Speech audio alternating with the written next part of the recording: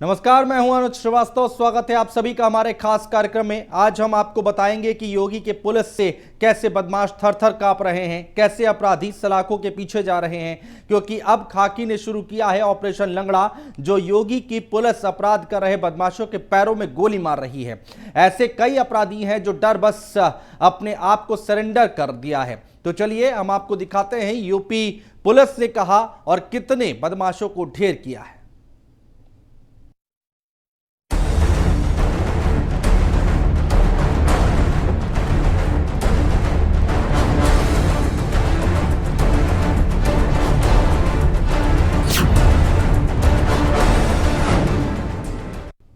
उत्तर प्रदेश में बदमाशों के अंदर खाकी का खौफ साफ दिखाई दे रहा है। सूबे के मुखिया योगी आदित्यनाथ की सरकार में पुलिस लगातार बदमाशों को सबक सिखा रही है। यही कारण है कि 2017 से अब तक हजारों बदमाशों के साथ मुठभेड़ देखने को मिली है। देखिए हमारी एक खास रिपोर्ट।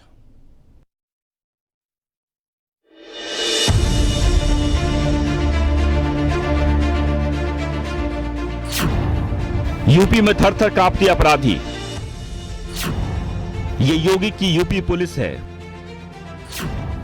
हर गुनहगार होगा सलाखों के पीछे। ये यूपी पुलिस है, छेड़ती नहीं, छेड़ती है तो छोड़ती नहीं। यूपी में जारी है पुलिस का ऑपरेशन लंगड़ा। उत्तर प्रदेश में बेखौफ बदमाशों का आतंक अब खत्म होता दिखाई दे रहा है, क्योंकि यूपी में योगी की पुलिस अपराधियों के लिए काल बनकर टहल रही है।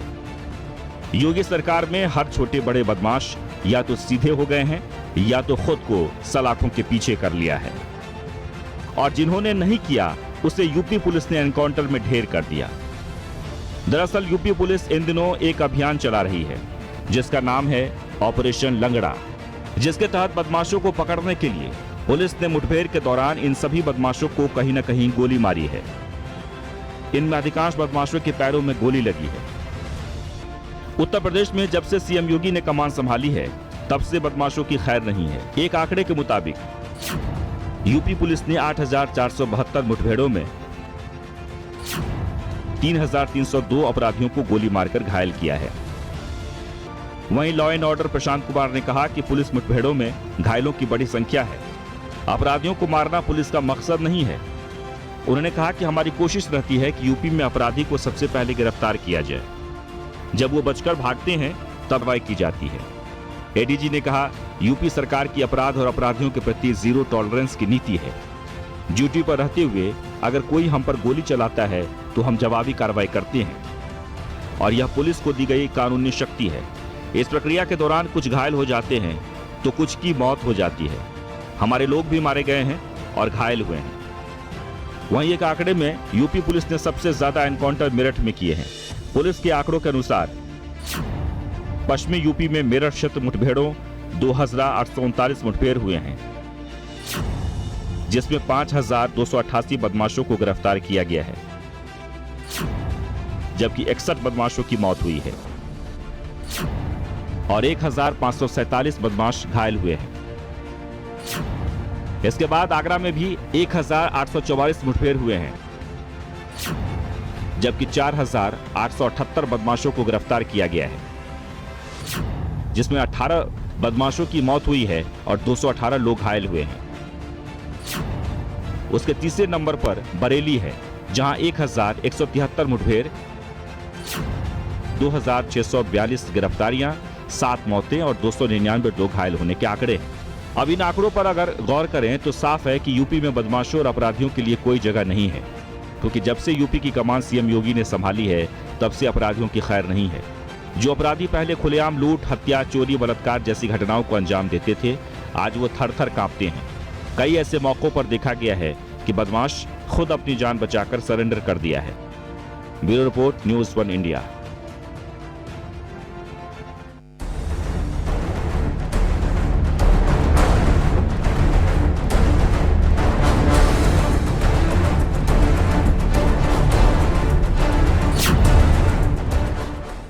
चलिए बढ़ते आगे। धर्मांतरण कराने का एक ऐसा मामला सामने आया है जहां एक छात्रा का अपहरण कर उसका जबरन धर्मांतरण करवा दिया गया।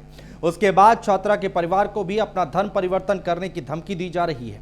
एक रिपोर्ट देखिए। धर्म का धंधा बड़ा ही गंदा। पहले छात्रा का अपहरण, फिर धर्मांतरण। परिजनों को भी धर्मांतरण की धमकी। दीमक की तरह देश को खोखला करने वाले धर्म के धंधेबाजों ने एक बार फिर से यूपी में एक हिंदू परिवार को अपना निशाना बनाया, जहां बरेली की एक छात्रा का अपहरण कर उसका जबरन धर्मांतरण करवा दिया गया। उसके बाद छात्रा के परिवार को भी अपना धर्म परिवर्तन करने की धमकी दी जा रही है। बताया जा रहा है कि 5 अगस्त से छात्रा लापता है और पुलिस अब तक उसका सुराग नहीं लगा पा रही है। यही नहीं, धर्मांतरण कराने वाले गैंग की तरफ से छात्रा के परिजनों को भी धर्म परिवर्तन करने की धमकी मिल रही है और धर्म परिवर्तन नहीं करने पर गांव छोड़कर जाने को कहा जा रहा है। बरेली में पिछले कुछ वक्त से लगातार ऐसी घटनाएं घट रही हैं जिसको लेकर दहशत का माहौल बना हुआ है। बरेली की बात करें तो यहाँ ताज़ा मामला शाही थाना क्षेत्र का है, जहाँ धर्म परिवर्तन का मामला सामने आया है। इसमें माता पिता कप्तान ऑफिस पहुंचते हैं और फरियाद लेकर के कि मेरी बेटी को ढूंढ दिया जाए, लेकिन कप्तान का कहना है कार्रवाई चल रही है, जांच चल रही है, इसको लेकर जल्द ही आपकी बेटी वापसी कर दी जाएगी। हालांकि माता पिता का आरोप है कि उन्होंने विशेष समुदाय के लोगों ने बेटी को जबरन धर्म परिवर्तन कराकर विवाह कर लिया है। तो कहीं ना कहीं ये एक चिंता का विषय है बरेली के लिए, क्षेत्रवासियों के लिए दहशत का माहौल बना है।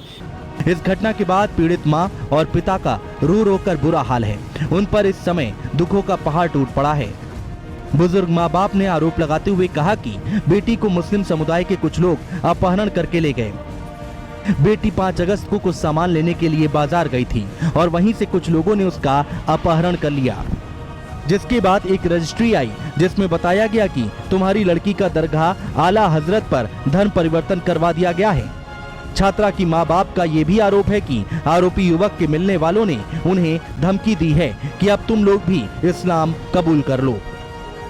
मेरी लड़की मार्केट में साई में सौदा लेने गई थी, वहीं से अगवा करके ले गए हैं मुसलमान लोग और धर्म परिवर्तन करा दिया और FIR 5 तारीख को पुलिस ने नहीं लिखी, 6 तारीख को मुकदमा कायम हुआ है मेरा। फिर बताया गया है कि लड़की का धर्म परिवर्तन हो गया है। उसने सीबीगंज डाकखाने से रजिस्ट्री भेजी है थाने के लिए, हम लोगों को नहीं भेजी है, और कि हमने जब उसका धर्म परिवर्तन करा लिया, हमने इससे आला हजरत से निकाह कर लिया है। अतर भाई भूतपूर्व चेयरमैन के बेटे हैं बड़े, उन्होंने बुलाया और कहा कि अगर आप लड़की को भूल जाओ और लड़की को नहीं भूलोगे या तो पलायन कर जाओ, नहीं तो तुम्हारे पूरे परिवार को जन बच्चा से हम खो देंगे। पुलिस मेरी कोई कार्रवाई नहीं हो रही है। आज 6 तारीख को मैंने मुकदमा लिखवाया था और अभी तक मेरी बेटी नहीं मिली है। और मुझे पूर्व वहाँ का जो चेयरमैन है नाम ठीक है क्या हुआ, उनको जान का खतरा है क्या? तो उन्होंने धमकी दी है अपने घर पे बुलाकर, या तो आप यहाँ से पलायन कर जाओ और नहीं तो तुम भी धर्म परिवर्तन तुम्हारा भी कराया जाएगा, नहीं तो नहीं करोगी तो तुम्हारे बच्चों सहित परिवार को जलाकर मार देंगे हम। ये शिकायत और हमें सर हम बहुत दहशत में, हमारी लड़की को भी मार सकते हैं, कुछ भी कर सकते हैं सर, और मेरे बच्चों को भी। कोई नहीं सुन रही है सर, मेरी कोई कार्रवाई नहीं हो रही है। आज तक मेरी बिटिया भी नहीं मिली है। वहीं इस मामले में शाही थाने में धर्म परिवर्तन अधिनियम के तहत मुकदमा दर्ज किया गया है। SP ग्रामीण राजकुमार अग्रवाल का कहना है कि छात्रा की बरामदगी के लिए कई टीमें लगा दी गई हैं और जल्द ही छात्रा का पता लगा लिया जाएगा।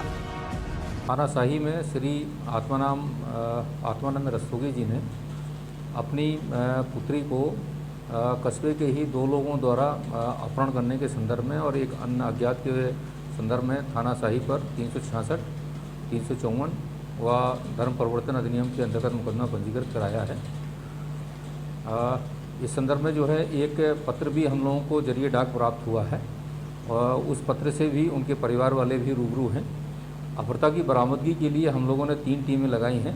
सर्विलांस टीम का भी हम लोग पूरा उपयोग कर रहे हैं। कुछ लोकेशंस भी हम लोग ट्रेस किए हैं, उन लोकेशंस पे भी हमारी टीमें गई हैं और कुछ लोगों को हिरासत में लेकर भी हम लोग लगातार पूछताछ कर रहे हैं। धर्मांतरण का ये काला खेल यूपी में लगातार फल फूल रहा है। धर्म के धंधेबाज लगातार हिंदू परिवार को अपना निशाना बना रहे हैं, लिहाजा प्रशासन भी ऐसे लोगों पर पूरी तरह से नजर बनाए बैठा है। अब देखना ये होगा कि इस पीड़ित परिवार को न्याय कब तक मिल पाएगा। Bureau report, news one India. UP में बाढ़ और बारिश की वजह से कई जिलों में हालात गंभीर बने हुए हैं। खासतौर से गंगा नदी के किनारे वाले जिलों में लोगों को काफी परेशानी का सामना करना पड़ रहा है। सीएम योगी ने आज बाढ़ से प्रभावित गाजीपुर और बलिया जिलों का दौरा किया। उन्होंने पीड़ितों से मिलकर हर संभव मदद देने का आश्वासन दिया है।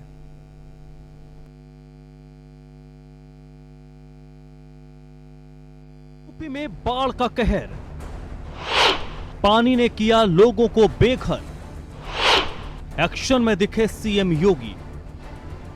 उत्तर प्रदेश के कई जिले बाढ़ से बेहाल हैं। वाराणसी, प्रयागराज, बलिया, गाजीपुर समेत कई जिलों में बाढ़ ने कहर बरपाया है। उन जिलों का हाल सबसे बुरा है जहां से गंगा नदी गुजरती है। नदी के किनारे के हजारों गांव बाढ़ की चपेट में हैं। लोगों को अपना आशियाना छोड़कर सुरक्षित जगहों पर जाना पड़ा है। मुख्यमंत्री योगी आदित्यनाथ ने गाजीपुर और बलिया में बाढ़ प्रभावित इलाकों का हवाई सर्वेक्षण किया। गाजीपुर में सीएम योगी बाढ़ पीड़ितों से भी मिले और उन्हें हर संभव मदद का भरोसा दिया। मुख्यमंत्री ने बाढ़ प्रभावित लोगों को राहत सामग्री बांटी और जनप्रतिनिधियों और अधिकारियों के साथ बैठक भी की। गाजीपुर जिले में करीब 32 गांव बाढ़ से प्रभावित हुए हैं। कुछ परिवारों को जहां पर जिनके घरों में पानी घुस चुका है उन्हें सुरक्षित राहत शिविरों में लाकर के उनके लिए उस प्रकार की राहत सामग्री के साथ साथ फूड पैकेट के वितरण की कार्रवाई भी संपन्न हो रही है। जिला प्रशासन को स्पष्ट निर्देश दिए गए हैं कि हर एक प्रभावित गांव के लिए एक नोडल अधिकारी की तैनाती जो पहले से है उसका और पुख्ता किए जाने की आवश्यकता है। राहत सामग्री पर्याप्त मात्रा में वितरित किए जाने की आवश्यकता है और समय पर किए जाने की आवश्यकता है। जनप्रतिनिधि राहत कार्यों के साथ बढ़ चढ़ करके भाग ले रहे हैं।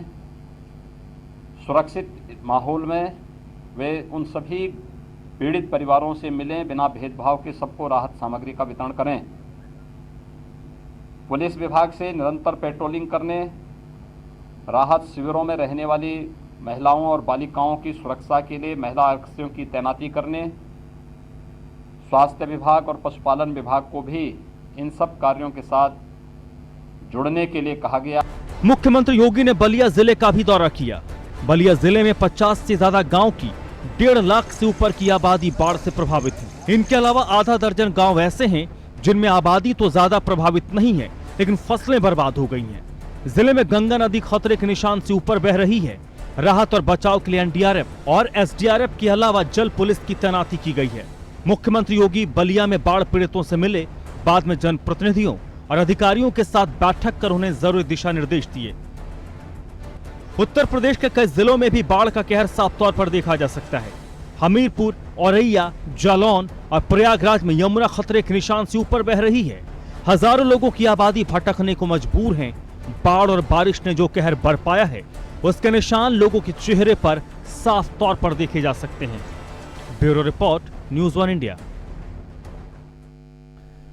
बाढ़ की गंभीरता को देखते हुए सीएम योगी एक्शन मोड में है। 9 अगस्त से ही सीएम लगातार बाढ़ प्रभावित क्षेत्रों का दौरा कर रहे हैं। आप अपनी टीवी स्क्रीन पर 6 जगहों की तस्वीरें देख सकते हैं जहां पर बाढ़ प्रभावित इलाकों का मुख्यमंत्री योगी आदित्यनाथ यहां पर दौरा कर रहे हैं। 9 अगस्त को औरैया, 9 अगस्त को ही इटावा पहुंचे थे। 10 अगस्त की अगर हम बात करें तो यहाँ जालौन, 10 अगस्त को हमीरपुर, 12 अगस्त की हम बात करें तो वाराणसी में थे और आज की अगर हम बात करते हैं तो गाजीपुर और बलिया में मुख्यमंत्री योगी आदित्यनाथ पहुंचे हुए हैं।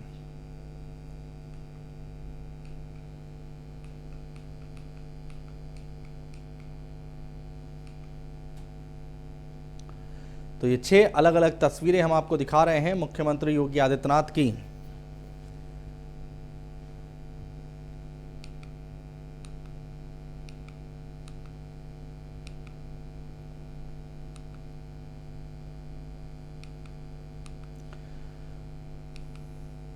और यूपी में राजभर वर्सेस राजभर। जी हां, योगी सरकार में मंत्री अनिल राजभर ने सुभाषपा के अध्यक्ष ओम प्रकाश राजभर पर बड़ा हमला बोला है। अनिल राजभर ने कहा है कि ओम प्रकाश राजभर राजनीति के लिए, अपना भला करने के लिए किसी को बेच सकते हैं, यहां तक कि अपने मां बाप को भी बेच सकते हैं। एक रिपोर्ट देखिए।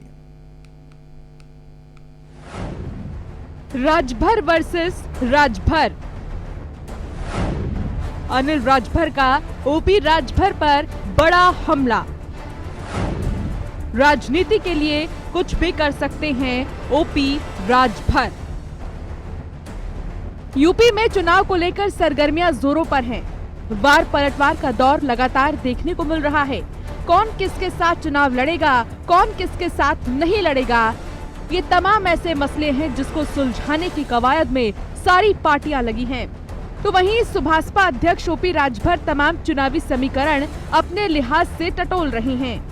कभी बीजेपी को जी भर के कोसने वाले OP Rajbhar UP BJP president से मुलाकात करते हैं, तो कभी ओवैसी से सियासी समीकरण बैठाते हैं, तो हाल ही में समाजवादी पार्टी की तारीफ में कसीदे पढ़ रहे हैं। बहरहाल योगी सरकार में मंत्री अनिल राजभर ने सुभाषपा के अध्यक्ष ओम प्रकाश राजभर पर बड़ा हमला बोला है। अनिल राजभर ने कहा कि ओम प्रकाश राजभर राजनीति के लिए, अपना भला करने के लिए किसी को बेच सकते हैं, यहाँ तक कि अपने माँ बाप को भी बेच सकते हैं। और जिन लोगों ने समाज को बेचने का काम सच कहना, आपको जागना पड़ेगा। ये ऐसे लोग राजनीति के भला के लिए, राजनीति की रोटी सेकने के लिए, अपना भला करने के लिए, अपने परिवार का भला करने के लिए, ये कब अपने बहिर्मतारी को भी बेच देंगे, इस पर भी भरोसा नहीं। दरअसल ओपी राजभर यू टर्न राजनीति के लिए जाते रहे हैं। पहले बीजेपी के सहयोगी थे राजभर, एनडीए में शामिल थे राजभर। 2002 में खुद की पार्टी बनाई। 2017 यूपी चुनाव में 4 सीटों पर मिली जीत। अब 2022 पर राजभर की नजर। ओवैसी के साथ गठजोड़ में लगे थे राजभर। बहरहाल राजभर समुदाय की संख्या पूर्वांचल के 6 जिलों में काफी ज्यादा है। सूबे में 2.5% राजभर समुदाय है। ऐसे में राजभर संकल्प भागीदारी मोर्चा के तहत अपनी राजनीतिक जुगत भिड़ाने में जुटे हैं। आइए देखते हैं वो कौन से 6 जिले हैं जहां राजभर समुदाय की बड़ी आबादी है। गाजीपुर, बलिया, मऊ, आजमगढ़, अंबेडकर नगर, वाराणसी। दरअसल ओपी राजभर का मौजूदा दौर में सपा प्रेम चर्चा में है। फिर क्या, मंत्री अनिल राजभर को मौका मिला और ओपी राजभर को जमकर खरी खोटी सुनाई। बहरहाल अभी यूपी चुनाव में करीब 6 से 7 महीने हैं, लेकिन ज़बानी जंग की शुरुआत हो गई है। देखना होगा जनता चुनाव में किसके दांव पर यकीन करती है और किसको 22 में सूबे की कमान सौंपती है। Bureau report, news 1 India. और फिलहाल हमारे इस खास कार्यक्रम में इतना ही। नमस्कार।